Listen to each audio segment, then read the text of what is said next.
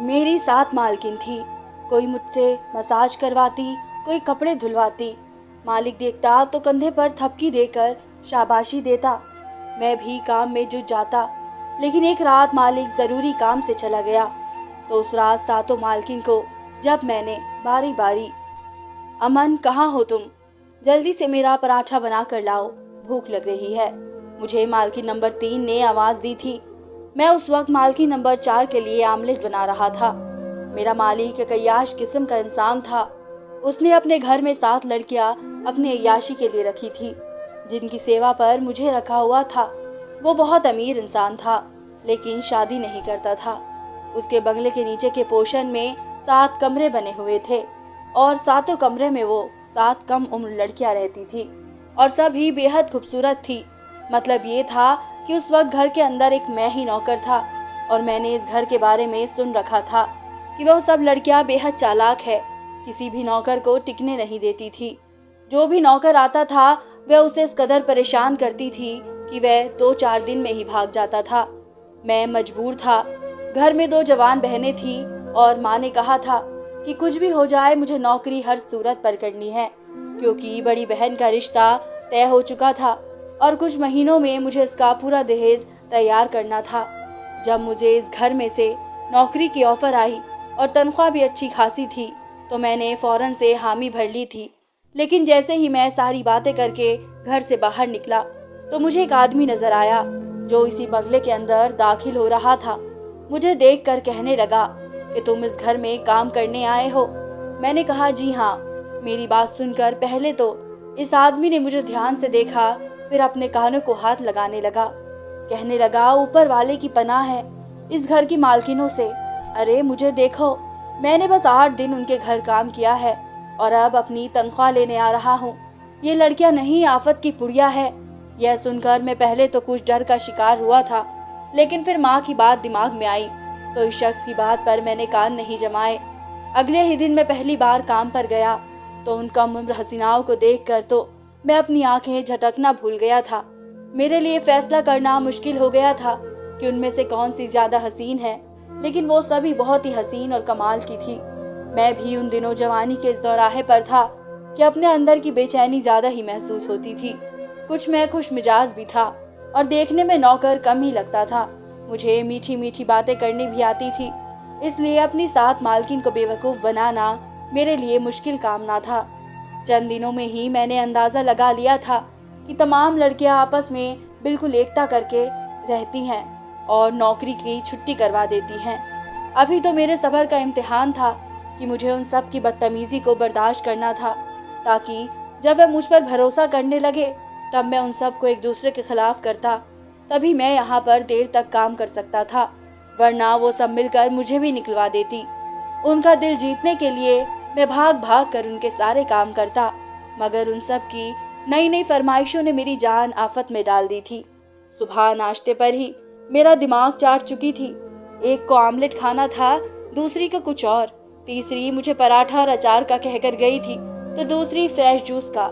इस तरह सातों की अलग अलग फरमाइश थी। मैं तो सुनकर ही चौंक कर रह गया था, लेकिन ये था कि मैं काम में बहुत तेज था। मैंने झटपट से सबके नाश्ते बनाए और टेबल पर लगा दिए। मेरे तेज काम करने पर वह सातों की सातों हैरत से मुंह खुला देख रही थी। मैंने जल्दी से उनको नाश्ता टेबल पर लगा दिया था और फिर कहा कि और कुछ चाहिए तो बता देना। नाश्ते के दौरान उनके दूसरे ऑर्डर जारी हुए थे। सब कहने लगी कि हमारे कमरों की सफाई अच्छे तरीके से करना, और दोपहर में भी हर एक का अलग अलग मेन्यू था। मैं काम में बहुत तेज था, फटाफट से सारे काम कर लेता था, क्योंकि बचपन से मैंने लोगों के घरों में नौकरी की थी।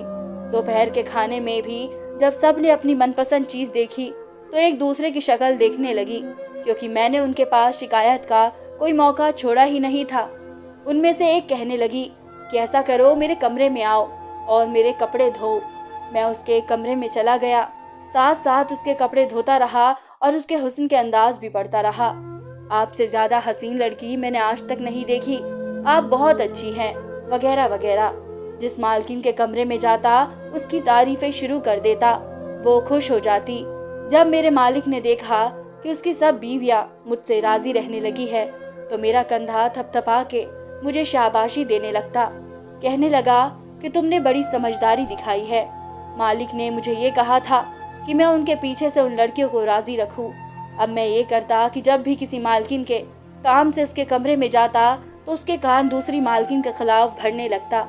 लेकिन एक बार जो कुछ 7वें नंबर की मालकिन ने मुझसे कहा, मैं तो हिल के रह गया था। वो मुझसे कहने लगी कि अमन, मेरे सर का मसाज कर दो।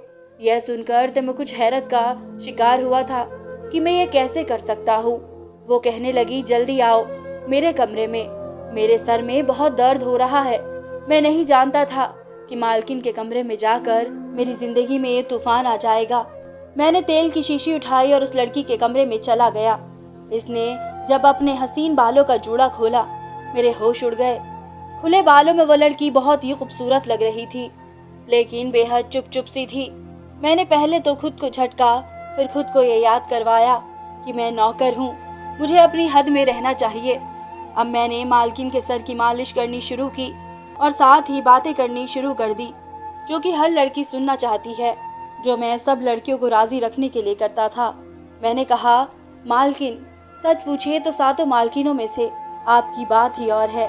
क्या लंबे घने बाल हैं आपके, और सच पूछिए तो आपकी आंखें भी बड़ी हसीन हैं और रंगत कैसी सुर्ख सफ़ेद है। हकीकत ये थी कि वे 7 की 7 मालकिन अपनी खूबसूरती में एक मिसाल रखती थी, लेकिन मुझे उनमें फूट डलवानी थी। मेरी तारीफ सुनकर उसका लहजा तो बहुत नरम था। मैं समझ गया था कि वो तारीफ से पिघल गई है। मैंने कहा, ऊपर वाला झूठ न बुलवाए मालकिन, लेकिन आपको देखकर तो मैं अपनी आंखें झपकना ही भूल गया था। सर की मालिश के साथ मैं उसके दिल में अपनी जगह बनाने की कोशिश कर रहा था।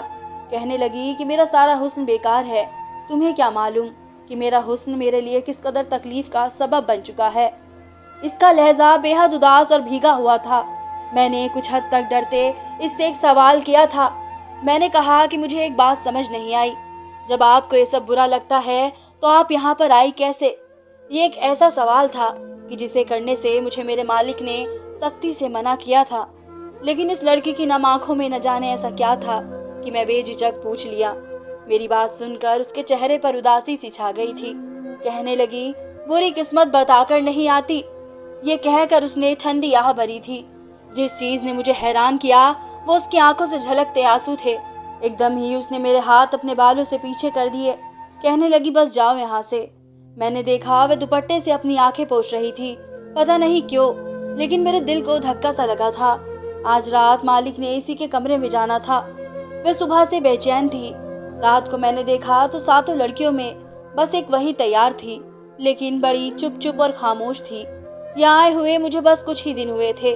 मालिक के आने से पहले मैंने देखा कि वो सब लड़कियां उस लड़की को तसल्ली दे रही थी। उन सब लड़कियों के ही चेहरों पर एक अजीब सी उदासी थी। मैं समझ नहीं पा रहा था कि मसला क्या है। सुबह तक वो बड़ी खुश और चंचल चिड़ियों की तरह चहक रही थी। उन सब के उदास चेहरे देखकर मैं कुछ ताज्जुब का शिकार हुआ था। रात को मैं अपने क्वार्टर में जाकर सोता था, लेकिन आज न जाने क्यों मुझे नींद नहीं आई थी। मैं इसी मालकिन के बारे में सोचता रहा कि न जाने किस वजह से वे यहाँ आकर फंस गई थी, क्योंकि जिस तरह से वो मालिक के आने से परेशान सी थी, वो यकीनन ऐसे पाप से खुश नहीं थी। इसके बारे में सोचते सोचते मैं सो चुका था। न जाने रात का कौन सा वक्त था कि मुझे नींद आ गई थी। सुबह जब मैं उठकर किचन में आया तो वही मालकिन सिसकियों से रो रही थी। मेरी तरफ उसकी निगाहें थी। मेरा दिल बेहद उदास हुआ था। न जाने वह क्यों रो रही थी, लेकिन मैं पूछ नहीं सकता था। लेकिन मुझे दुख हो रहा था। जैसे ही वह उदासी से मेरी तरफ पलटी तो उसके चेहरे को देखकर मेरा दिल ही धड़कना भूल गया था।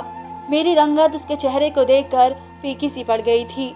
वह मुझे अपने रूबरू देखकर फौरन वहां से बाहर निकल गई। मैं तो यूं था कि जैसे पत्थर का हो चुका था। इसका चेहरा रात उसके साथ किए गए सारे जुल्म की कहानी बता रहा था। उसके चेहरे पर कान के करीब एक गहरा जख्म था, जैसे जलता सिगरेट इसके चेहरे से बुझाया गया हो।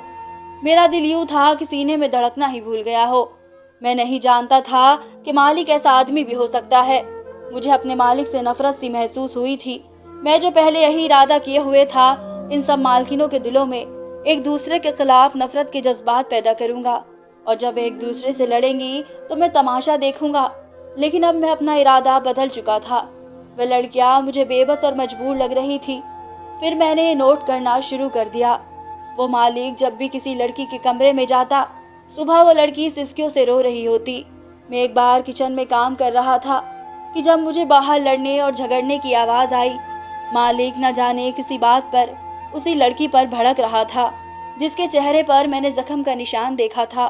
खुद ब खुद ही मेरे कदम किचन से बाहर की तरफ उठने लगे।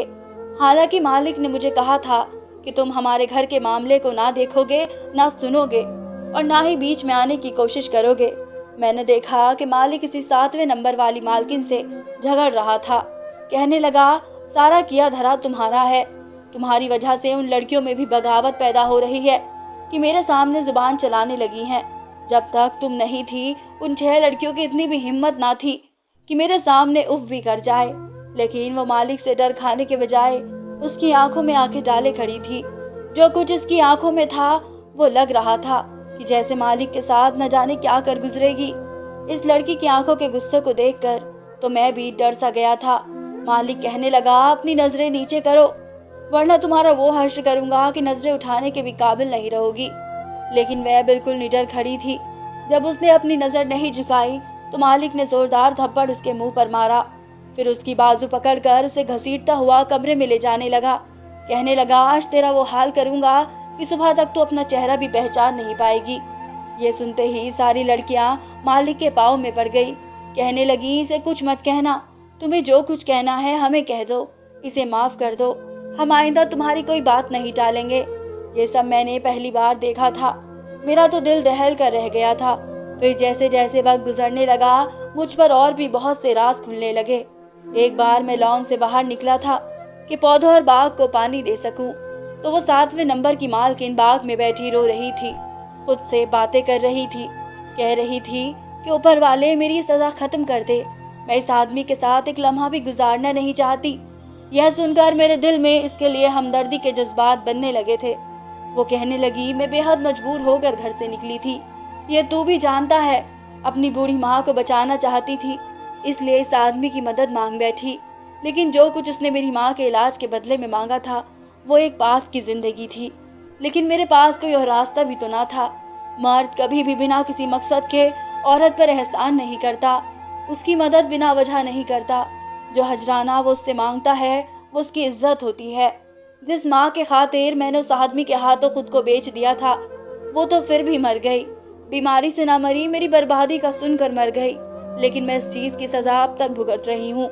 वो लड़की सिसकियों के साथ रोते हुए उससे कह रही थी, जिसे सुनकर भी मैं दुखी हो गया था। मैं समझ गया था कि वह किसी मजबूरी के तहत इस जालिम मालिक के हाथ चढ़ी है। बाकी की 6 लड़कियां भी ऐसे ही किसी मजबूरी के तहत यहाँ आई थी। मैं बिल्कुल खामोश होकर रह गया था। मेरा मालिक बहुत ही घटिया और कमीना किस्म का इंसान था। मैंने देखा अक्सर लड़कियों पर मारपीट भी करता रहता था और कहता था कि तुम लोग मेरी गुलाम हो, मैं चाहे तुम लोगों के साथ कुछ भी करूं, मुझे कोई भी पूछने वाला नहीं है।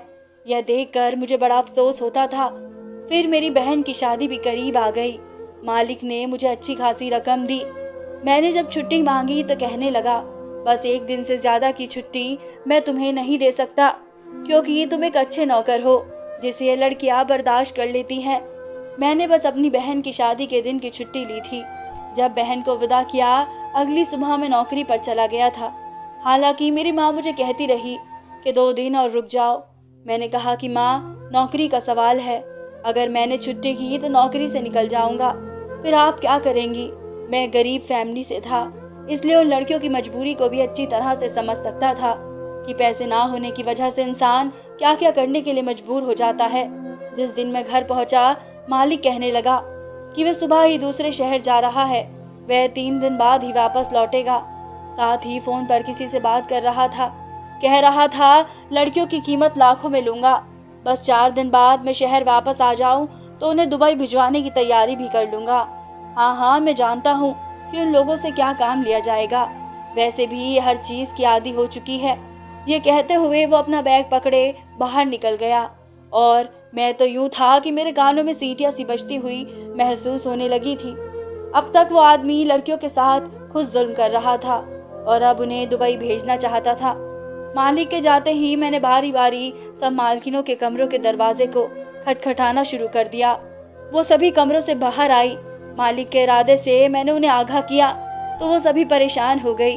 चौकीदार मेरे मालिक का खास बंदा था। मैंने उसे खाने में नशे की दवा डाल कर दी। खाना खाते वो गहरी नींद वही कुर्सी पर सो गया था। जब रात गहरी हुई तो मैंने सब लड़कियों को लिया और उस घर से भाग गया, लेकिन वो सभी परेशान थी। मुझसे कहने लगी कि वो कहाँ जाएंगी, उनके घर वाले तो उन्हें कभी भी स्वीकार नहीं करेंगे। मैंने उन सबको अनाथ आश्रम में छोड़ दिया, फिर वापस घर पर आ गया। सुबह मैंने ये शोर मचा दिया कि तमाम मालकिन ने नौकरों को नशे की दवा देकर सुला दिया और खुद भाग गई।